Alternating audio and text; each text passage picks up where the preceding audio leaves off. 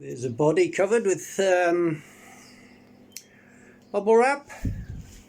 Now, what I've done here is got some black damp-proof course and stapled it right under this like so, and the same on the other arm. And I made his hood out of damp-proof coursing again, stapled it at the back, and then put some feathery things on it for these. So that's how he looks so far. Woo!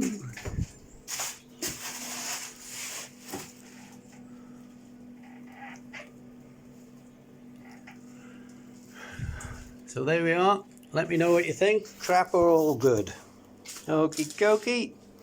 I shall do part 3 next and try and do the body.